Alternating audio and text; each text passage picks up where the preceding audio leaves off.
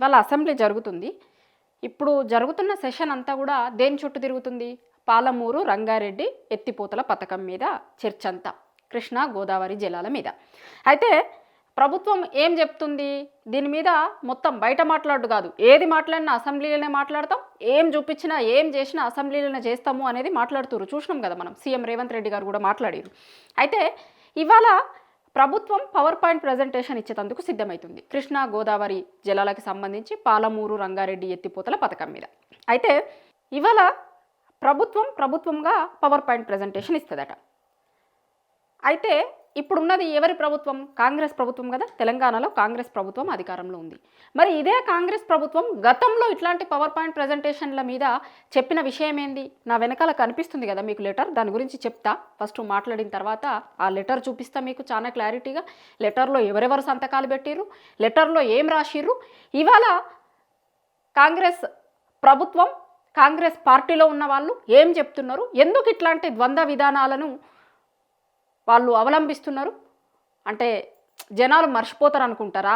లేకపోతే ప్రతిపక్షంలో ఉన్నప్పుడు మేము ఏమన్నా మాట్లాడవచ్చు, అధికార పార్టీలో ఉన్నప్పుడు మేము ఇట్లనే బిహేవ్ చేస్తాము అనుకుంటే ప్రజలు అన్నీ గమనిస్తారు. ఎందుకంటే ఇవాళ రేపు సోషల్ మీడియా యుగంలో ఏమైందంటే గతంలో మాట్లాడిన ప్రతి విషయం ప్రతి మాట మనకి కళ్ళ ముందు కనిపిస్తుంది.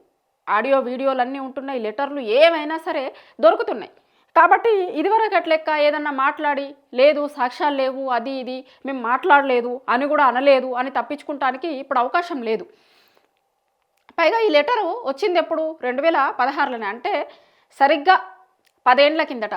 10 ఏళ్ల కిందట అంటే కాంగ్రెస్ పార్టీ ప్రతిపక్షంలో ఉన్నప్పుడు శాసనసభలో పవర్ పాయింట్ ప్రజెంటేషన్ల మీద కాంగ్రెస్ ఉన్న వైఖరి ఏముండే, ఇవాళ అధికారంలోకి వచ్చిన తర్వాత కాంగ్రెస్ వైఖరి ఎట్లా ఉంది, రెండింటి గురించి మాట్లాడుకోవాలి. ఎందుకంటే ఇది అసెంబ్లీ ఒక్కదాని గురించి కాదు, కాంగ్రెస్ పార్టీ విధానాలే ఇట్లున్నాయి. ఇప్పుడు రాహుల్ గాంధీ గారేమో రెడ్ బుక్ పట్టుకొని అసలు రాజ్యాంగాన్ని కాపాడాలి, రాజ్యాంగం మొత్తం ఏదో అవుతుంది అన్న లెక్క ఇక్కడ మిగతా రాష్ట్రాలలో మాట్లాడతారు కదా. అదే మళ్ళీ తెలంగాణకు వచ్చేసరికి మాత్రం ఇక్కడ ఎమ్మెల్యేలను వాళ్ళ పార్టీలో కలుపుకుంటారు. అది రాజ్యాంగానికి అడ్డు కాదు, ఇంకొకటి కాదు.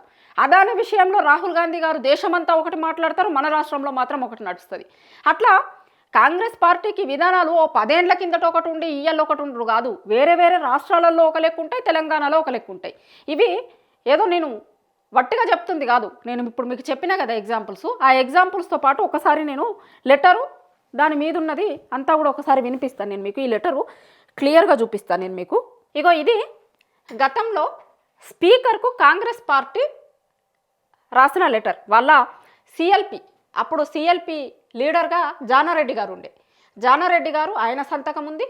ఇప్పుడు శాసనసభలో పవర్ పాయింట్ ప్రజెంటేషన్ ఇస్తాము అని చెప్తున్నా, ఇరిగేషన్ మినిస్టర్ హోదాలో పవర్ పాయింట్ ప్రజెంటేషన్ ఇస్తాము అంటున్నారు కదా ఉత్తమ్ కుమార్ రెడ్డి గారు.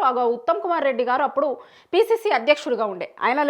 ఆయన సంతకం ఉంది, ఇంకా చాలా మంది ఉన్నాయి. ఫస్ట్ ఒకసారి నేను మీకు చదివి వినిపిస్తా. దీని మొత్తంలో ఉన్న సారాంశం ఏంటి అంటే, ఇది ఎప్పుడు రాసిర్రు వీళ్ళు? మార్చి 30, 2016, అంటే ఇది 2026 కదా, 10 ఏళ్ల కిందట. తెలంగాణ కాంగ్రెస్ లెజిస్లేటర్ పార్టీ వాళ్ళ లెజిస్లేచరీ పార్టీ పక్షాన స్పీకర్ గారికి లెటర్ రాసిరు. Telangana state legislative assembly speaker గారికి రాసిన లెటర్ ఇది. స్పీకర్ గారికి రాసిన లెటరే ఇప్పుడు స్క్రీన్ మీద ఉంది. తెలంగాణ వచ్చిన తర్వాత 2014లో కదా మనకు తెలంగాణ వచ్చింది, 2016లో రాసిన లెటర్ ఇది. ఆ లెటర్లో ఏం చెప్తారంటే, we will not be able to attend in the audio visual presentation held in the assembly because it is against the standard and traditional parliamentary practice followed in parliament or in any assembly in India. దీని మీద సంతకం చేసింది ఎవరు? ఆ రోజు CLP నాయకుడిగా ఉన్నటువంటి జానారెడ్డి గారు. ఇగో మీకు కనిపిస్తుంది కదా జానారెడ్డి గారి సంతకం.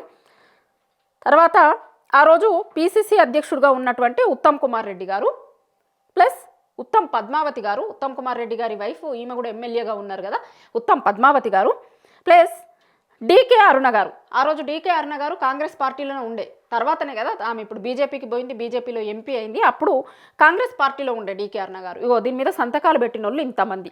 వీళ్ళందరూ సంతకాలు పెట్టి ఇవాళ కన్వీనెంట్గా దాన్ని మర్చిపోయిర్రా కావాలనే మర్చిపోయినట్టు చేస్తుర్రా తెలియదు. కానీ దీని అర్థం ఏంటి అంటే, ఇప్పుడు ఆ రోజు బీఆర్ఎస్ ప్రభుత్వం ఏదో విషయం మీద పార్లమెంట్లో ప్రజెంటేషన్ ఇస్తాము అంటే అసలు ఆడియో వీడియో ప్రజెంటేషన్లు అనేటువంటివి అసెంబ్లీలో చెయ్యొద్దు, మేము దీనికి విరుద్ధం, అసలు పార్లమెంటరీ చరిత్రలోనే అసలు అసెంబ్లీలో ఇండియాలో ఉన్నటువంటి ఏ అసెంబ్లీలో కూడా ఇట్లాంటి చరిత్ర లేదు, ఇట్లా చేస్తే కనుక మేము దానికి రాము సభకి అని వాళ్ళు లెటర్ రాసిరు. మేము రాము, మేము అటెండ్ కాలేము ఇట్లాంటి దానికి అనేది ఆ పవర్ పాయింట్ ప్రజెంటేషన్లకి. మరి ఇలా కరెక్ట్ 10 ఏళ్ళు తిరగక ముందు కాంగ్రెస్ ప్రభుత్వం చేస్తుంది ఏంది?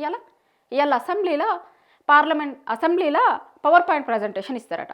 అంటే కాంగ్రెస్ వాళ్ళకి ఎట్లుంటుంది అంటే అధికారంలో ఉంటేనేమో ఒక లెక్క, ప్రతిపక్షంలో ఉంటే ఇంకొక లెక్క. ప్రతిపక్షంలో ఉన్నప్పుడు తప్పుగా కనిపించింది, అధికారంలోకి రాగానే ఒప్పెట్లయితుంది చెప్పాలి కదా జనాలకి.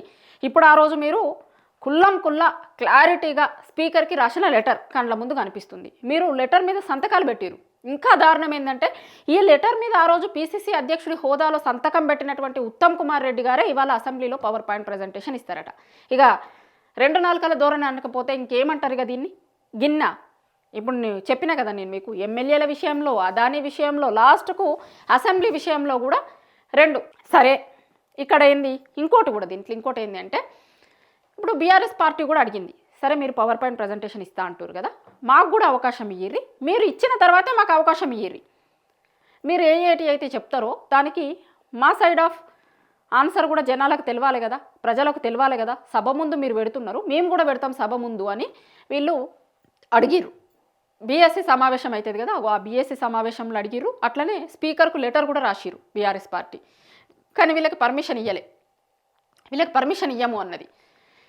అసలు వీళ్ళకి పర్మిషన్ ఇయ్యము అంటారు, అదే కాంగ్రెస్ ప్రతిపక్షంలో ఉన్నప్పుడు అసలు ఇట్లాంటి కల్చరే ఎక్కడ ఇండియాలో లేదు అంటారు. మరి ఎక్కడ ఇండియాలో లేని కల్చర్ని మీరెందుకు మీ సభలో పెడుతున్నారు? దీనికి సమాధానం ఉందా కాంగ్రెస్ ప్రభుత్వం దగ్గర? దీనికి సమాధానం ఉందా? ఇలా ఈ లెటరు హరీష్ రావు గారు బయటపెట్టిన తర్వాత దీని మీద చర్చ జరుగుతుంది. మరిగా ప్రభుత్వం మీద 3 గంటలకో 4 గంటలకో పవర్ పాయింట్ ప్రజెంటేషన్ ఇస్తాము అని అంటుంది. మరి ఇస్తారా లేదా ఈ లెటర్ బయటకు వచ్చిన తర్వాత అనేది చూడాలి. కానీ ఇప్పటిదాకానైతే పవర్ పాయింట్ ప్రజెంటేషన్ ఇస్తామంటారు. ఎందుకంటే వాళ్ళు ఆల్రెడీ 2 రోజుల కిందట ఆడ క్యాంప్ ఆఫీస్లో కూడా పెట్టి అందరికీ చెప్పారు కదా, ఇవాళ ప్రజెంటేషన్ ఇస్తాము అని చెప్తున్నారు. ఇగో ఇది కాంగ్రెస్ పార్టీ ద్వంద్వ విధానాలు ఎట్లుంటాయి, ప్రతిపక్షంలో ఉన్నప్పుడు ఎట్లా బిహేవ్ చేస్తుంది, అధికార పార్టీలకు రాగానే ఎట్లా బిహేవ్ చేస్తుంది అనడానికి ఆధారాలతో సహా మీ ముందు ఉంచినటువంటిది ఇది. ఈ లెటరు స్వయంగా కాంగ్రెస్ పార్టీలో ఆ రోజు ఉన్నటువంటి సిఎల్పి నాయకుడు, ఇప్పుడు ఇరిగేషన్ మంత్రిగా అసెంబ్లీలో పవర్ పాయింట్ ప్రజెంటేషన్ ఇస్తా అంటున్నటువంటి ఉత్తమ్ కుమార్ రెడ్డి గారు, వాళ్ళ పార్టీకి సంబంధించినటువంటి ఇంకా రకరకాల నాయకులతో కూడిన సంతకాలతో కూడినటువంటి లెటర్ ఇది. సో పవర్ పాయింట్ ప్రజెంటేషన్ విషయంలో కాంగ్రెస్ పార్టీ విధానాలు ఎట్లున్నాయి అనేది ఈ లెటర్ చూసిన తర్వాత మీరే ఒకసారి ఆలోచించుకోరు.